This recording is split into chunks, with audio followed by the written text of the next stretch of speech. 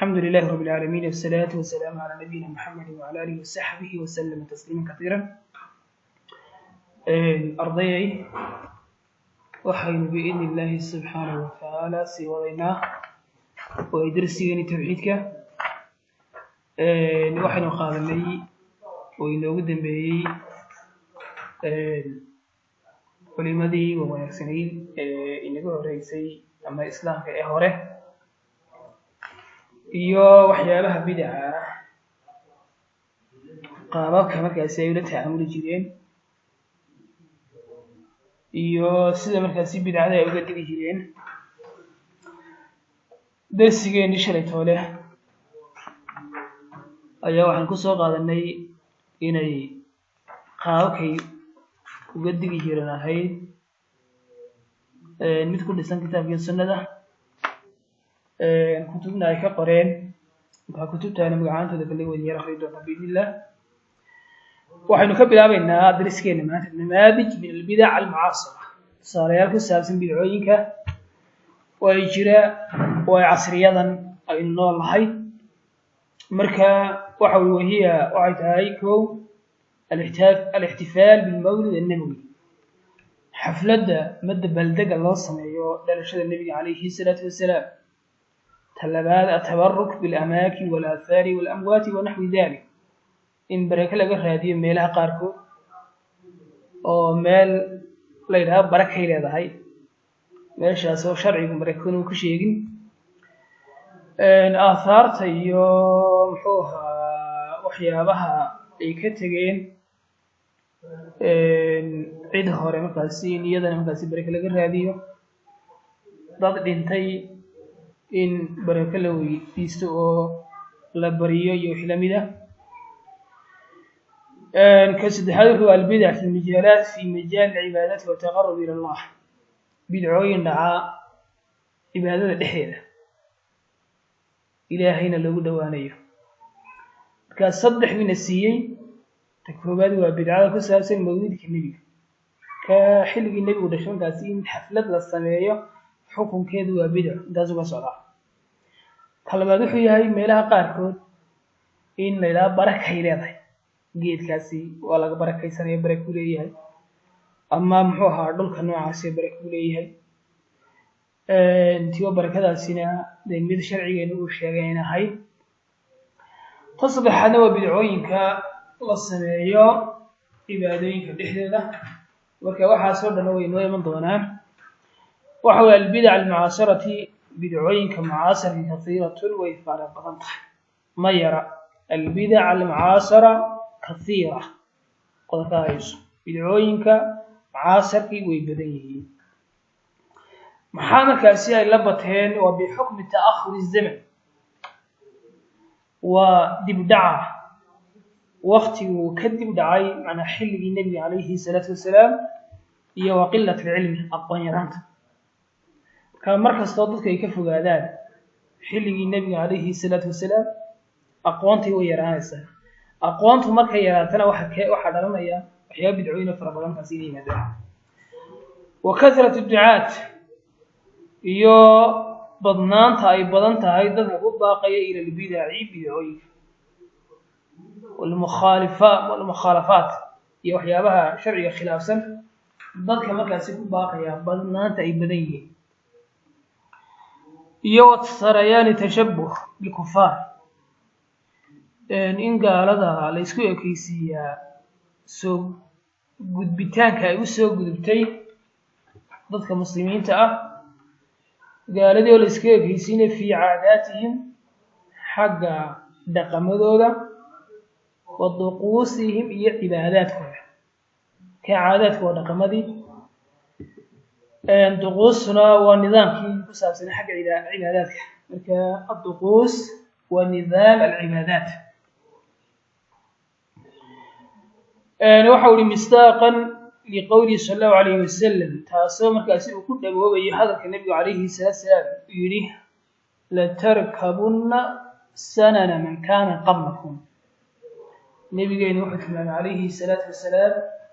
dadku markaasi inay raaci doonaan ummadihii ka horeeyay dariiqoodii iyo habdhaqankoodii oo gaaladii ay ka qaadan doono caadooyinkooda iyo habka markaasi ay u nool yihiin inay wax badan kaga dayan doono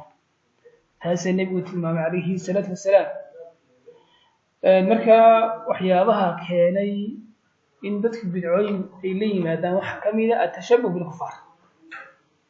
in gaalo markaasi la isku ekeysiiyo waayo markaynu intaa kaga soo gudubno macnaa bidcooyinku inay fara badan yihiin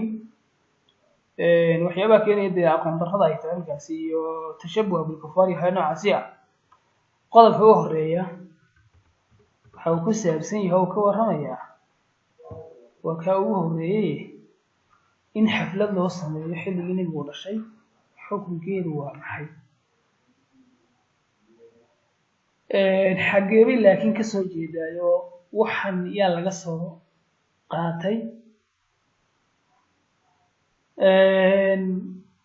culimadu laakiin arrinka noocaasi ah sidee bay u arkaan waayo waxyaabaha dhacda muxuu ahaa la sameeyo waa waxyaabo nooceeya inahaasi buu noqonaya wuxuu al-ictifaal bimunaasabati mawlid annabawi wuxuu wahuwa isagu tashabuhun waa isku ekeysiin binnasaara kiristanka la isku ekeysiiyey waa tashabuh iyo isku ekeysiin kiristankii la isku ekeysiiyey xageeba la isku ekeysiiyey fii camali maa yusama bilictifaal bimawlid alciisa xagga qabashada la qabanayo ama qabashada ay qabanayaan maa yusamaa bilixtifaali bimawlid alciisa waxa loo yaqaano dabaaldega ama waxa lagu magacaabo dabaaldega loo dabaaldegayo dhalashadii nebi ciise marka kiristanku wuxuu leeyahay waxay u dabaaldegaan ciise dhalashadiisa marka inagiina sidaasi bayna samaynaynaayo dee taasina kaga dayana wixii fayaxtafilu deedna way xafladaystaan jahalatu lmuslimiin muslimiinta aan aqoonta lahayn iska juhaasha ah aw alculamaa almudilluun ama culimada markaasi dadka lumiye ee iyagu khaldamay fii rabiici alawal bisha rabiic alawal ay markaasi xaflad sameeyaan min kulli sanatin sanad kasta waxaa xaflad sameeyay iyo dabaaldeg dadka muslimiintan aqoon diintooda u lahayn iyo culimo markaasi khaldan oo dadkiina khaldaayo maxay markaasi u xafladayaan bimunaasabati mawlidi rasuuli sala allahu calayhi wasalam munaasabada ku saabsan dhalashada rasuulka fa minhum deda waxaa ka mid a man yuqiimu hada alictifaal mid ku qabta markaasi dabaaldegaasi fi lmasaajid masaajida waynu aragnaa wa minhu waxaa ka markaasi man yuqiimuhu mid ku qabanaya fi lbuyuuti guryaha aw alamkinati almuxiddati lidalik ama meelaha loo diyaargeliyey arrinkaasi loogu talagalay in xaflad lagu qabto waay marka meelaha lagu qabtaa masaajida way dhacdaa oo de waa macruuf u naqaanaa guryaha lagu qabtaa way dhacdaa meelo kale loogu talagalay sida hoteelada iyo waxyaabaha lamidka ah ayay ka dhacdaa wayaxduru waxa yimaada jumuucun kasiiratun macnaa dad fara badan oo min duhamaa'i nnaas ay min caamati nnaas dadka markaasi in badan oo ka mid ah wa cawaamihim iyo dadkooda iska cawaamta ee aqoon badan aan lahayn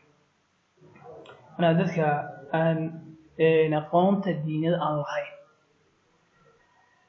wuxuu yihi yacmaluuna dalika arrintaasay sameeyeen tashabuhan markaasi iyo isku ekeysiina binnasaara kiristan bay isku ekeysiina fi ibtidaacihim alixtifaal xagga markaasi macnaa ibtidaac iyo la imaantiga markaasi xafladda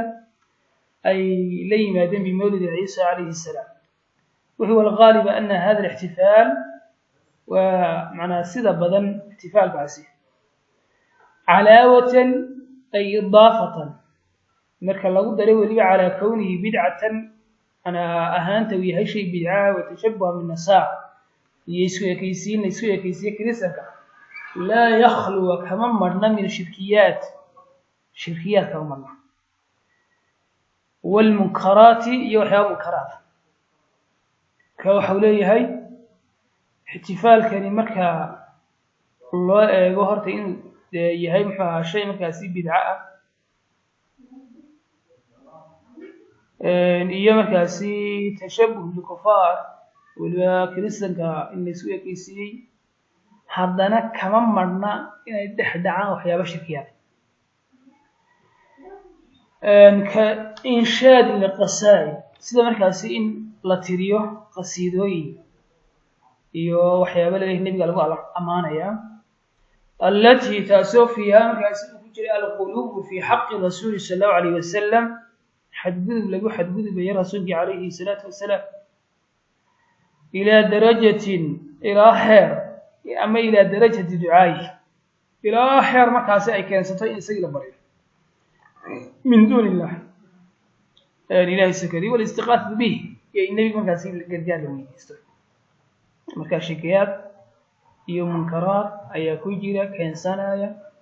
in xataa markaasi dadka qaarkood ay markaasi nabiga baryaan salawaatu Allahi wa salaamu alayhi baryadii ilaahay markaasi xaq u lahaa in isaga markaasi loo leexiyo taasna waa arrin ansaxay marka quluwigaasina in macna nabiga lagu xadgudbo oo quluwi lagu sameeyo nabiga wadi alayhi salaatu wasalaam waxa uu waqadnaha nabi sallallahu alayhi wasallam nabi waa markaasi aan quluwi fi madhihi in lagu sameeyo xadgudub markaasi xagga amaantiisa فقال لا تدروني حي أحد بنا كما أضرت النصارى سيدي كريستيان ومكاسي أحد بين ابن مريم النبي عيسى إنما أنا عبد أنا وحنا يطون فقول عبد الله ورسوله وحتى هذان الدون كيله رسول الله ومركا أنت في الدين وربما يعتقدون وحبا laga yaabaa inay aaminsan dadkan anna rasuulka sallallahu alayhi wasallam rasuulku yahduru iimaanayo ihtifaalatuhum xafladahoodaasi qaar ba laga yaabaa inay hadaan marka kuwa xaflada la sameeyo nabiga waa inala joogayo uu inala soo xaadiraya waxa soo dhamaa waa waxyaabada aan xaqiiqo aan ahay kadib ilaahay taasoo doona inta loo soo eego إن شاء الله تعالى إلى علم سينوفر السلام عليكم ورحمة الله وبركاته.